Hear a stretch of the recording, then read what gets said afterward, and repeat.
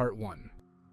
I used to work the night shift at a 24-hour gas station off a deserted stretch of highway. Notice how I say used to. There's a reason I don't anymore, and after reading this, you'll understand why some jobs aren't worth any amount of money. It was the kind of place truckers stopped at when they were too tired to go on but too wired to sleep. The flickering neon sign buzzed like dying insects, creating shadows that danced across the cracked pavement outside. Most nights, the only company I had after 2 a.m. was the hum of the refrigerators and the occasional lonely traveler.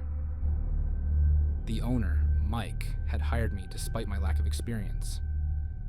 "Just don't steal anything, and don't die," he'd said, only half joking.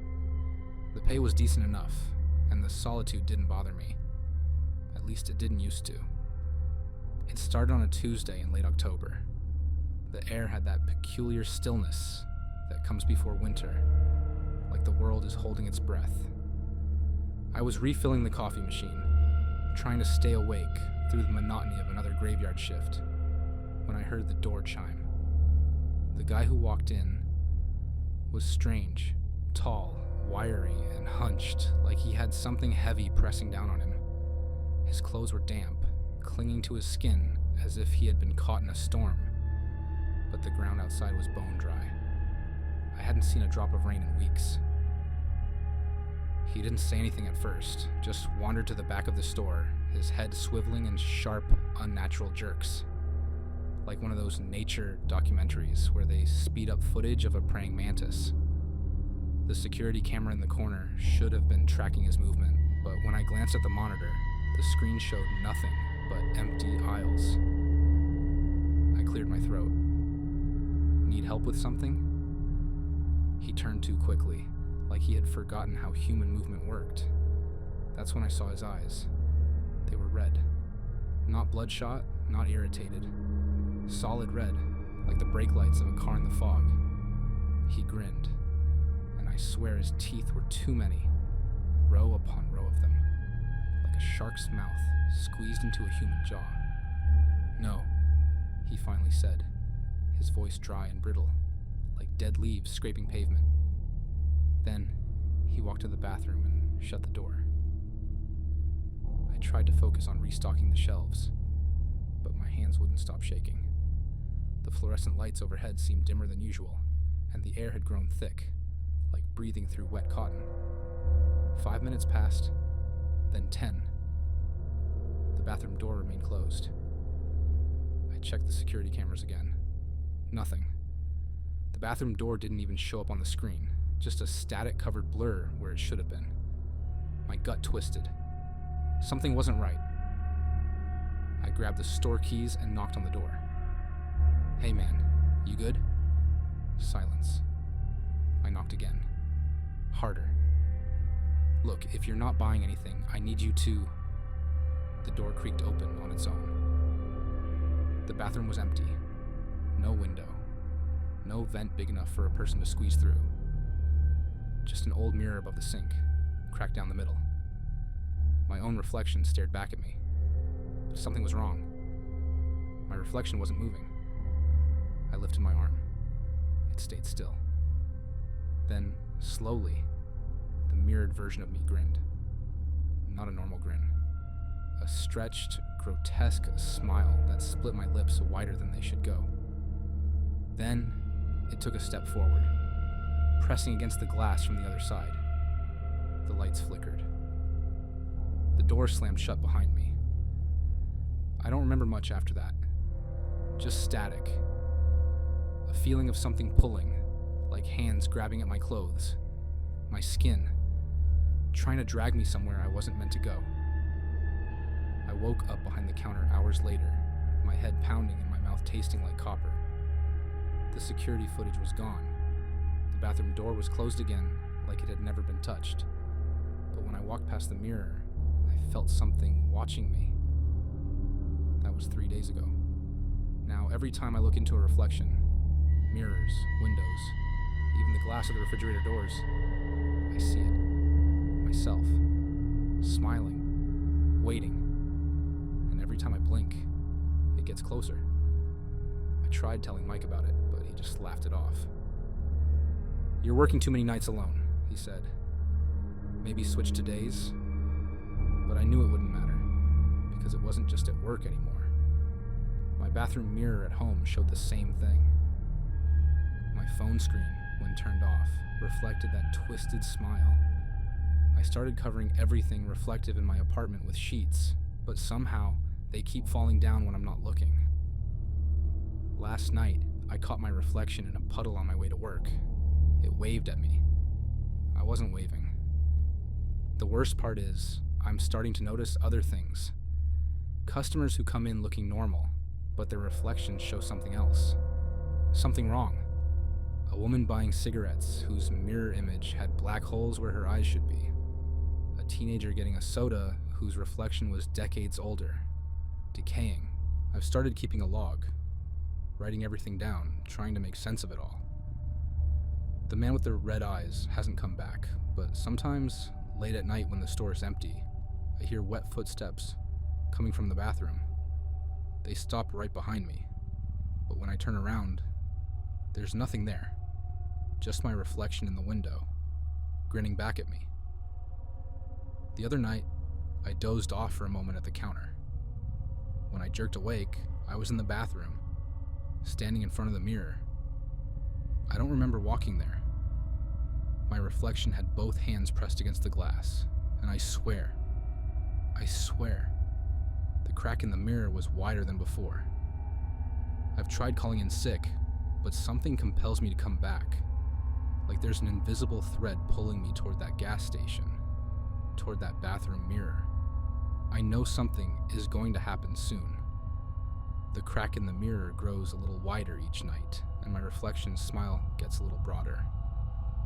Sometimes, when I'm alone in the store, I hear whispers coming from the mirrors. They sound like my voice, but wrong, like it's being played backward. They tell me things. Things I don't want to know about what lives in reflections, about the spaces between spaces, about what happens to people who look too long at their own faces in the dark. I'm writing this down because I need someone to know what's happening. Because last night, just before dawn, I saw my reflection step completely out of the mirror. It stood there, looking at me with my own face, twisted into that impossible smile. Then it took a step toward me, and I took a step back. But here's the thing that keeps me awake during the day, that makes me afraid to close my eyes. I'm not sure which one of us stepped out of the mirror, and I'm not sure which one of us is writing this. The thing about working nights is that time becomes fluid. Minutes stretch into hours. Hours compress into seconds. And sometimes, time stops altogether.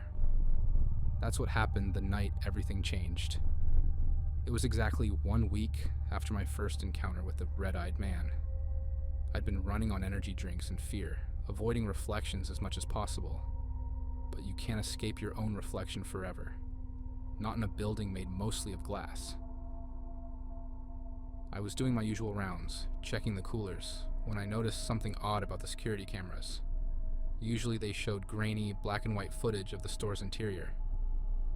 But now, the images were in color. Vivid color. And in every frame, there was a figure standing in the background, just at the edge of view. It looked like me, but its movements were wrong. Jerky, reversed, like a video playing backward. The bathroom door opened on its own. I didn't want to look. God, I didn't want to look. But something pulled me forward, step by step, until I stood in the doorway. The mirror was different now. The crack had spread, creating a web of fractures that seemed to pulse with a faint reddish light. My reflection stood there, but it wasn't mimicking my movements anymore. It was watching me, head tilted at an impossible angle, that familiar grotesque smile splitting its face. Behind it, in the mirror's version of the bathroom, I could see others. Dozens of reflections, all with my face, all smiling, all wrong. "We've been waiting," my reflection said. Its voice sounded like static and breaking glass. I tried to run, but my legs wouldn't move. The air had become thick, like syrup, and the lights overhead began to flicker in a rhythmic pattern that made my head spin. That's when I noticed something that turned my blood to ice. My reflection was casting a shadow on its side of the mirror. "Do you know what happens," it asked, "when you look at yourself for too long? When you really look?" Its smile widened until it reached its ears. Literally reached its ears. You start to see the truth, that what you think is you is just a shell, a container. And there are so many things waiting to fill empty containers. The crack in the mirror grew wider, and I could hear a sound like ice breaking on a frozen lake. My reflection pressed its hands against the glass, and where its fingers touched, the surface began to ripple like water. "The man with the red eyes," I managed to say. "Who was he?" My reflection laughed, and the sound made my teeth ache. "He's like us, a collector. He finds places where the boundaries are thin. Gas stations, motels, abandoned buildings. And he helps things cross over. Things like me." I felt something warm running down my face. When I touched it, my fingers came away red. Not blood, something else. Something that glowed faintly in the fluorescent light. "What are you?" "I'm you," it said. "Rather, I'm what you could be. What you will be. We all start as reflections, you see. Echoes. But sometimes, if we're patient, if we wait long enough, we can become real." The crack in the mirror had spread to the edges now, and I could feel a cold wind coming through it. It carried voices, whispers in languages that had never been spoken by human tongues. "The others," I said, thinking of the customers whose reflections had been wrong, "were they like you?" "Some of them. Others were something else, something older. They've been using reflections as doorways since the first humans saw their face in still water. We're just the latest iteration." The lights went out completely then, leaving only the red glow from the cracked mirror. In the darkness, I could see that the bathroom had changed. The walls seemed to stretch up forever, and the door behind me had disappeared. "Why me?" I asked. "Why this place?" "Because you look," my reflection said. "Most people glance at mirrors, but they don't really see. You look, you notice. That makes you perfect." It reached through the crack, its hand emerging into my reality like a diver breaking the surface of a pool. Its skin was pale, almost translucent, and I could see dark shapes moving beneath it. "Don't fight it," it whispered. "It's already happening. Haven't you noticed?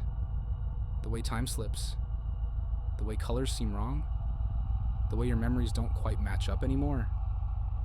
And I had noticed. I'd been noticing for days, but pushing the thoughts away. The way my apartment seemed different every time I went home. The way people sometimes looked through me instead of at me. The way my own voice sounded foreign in my ears. "How many nights have you really been here?" it asked. "Are you sure it was only 3 days ago? Time moves differently on this side of the glass." I tried to count back, to remember when this had all started, but the memories slipped away like water through my fingers. Had it been 3 days? 3 weeks? 3 months? The crack in the mirror had become a door now, and through it I could see a vast space filled with endless reflections, each showing a different version of reality. In some, I saw myself working at the gas station, but older, younger, different in subtle ways. In others, I saw things I can't describe, things that hurt my mind to look at.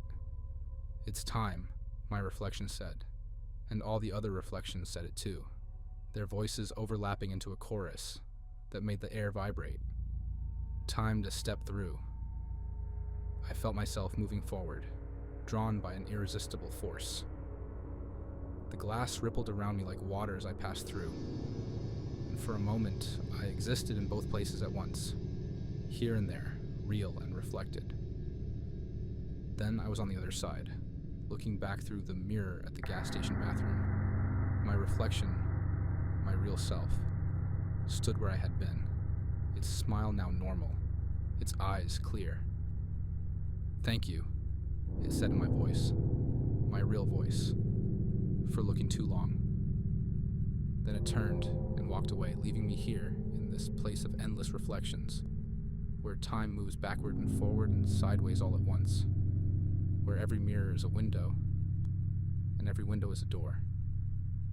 I'm still here now, watching. Sometimes I see people come into the gas station, real people, and I try to warn them. I press my hands against the glass and mouth the words, "Don't look too long," but they never notice. And sometimes late at night, when the fluorescent lights flicker and the neon sign buzzes like dying insects, I see him, the man with the red eyes. He comes in, looking for more people who look too long at their reflections, more empty containers waiting to be filled.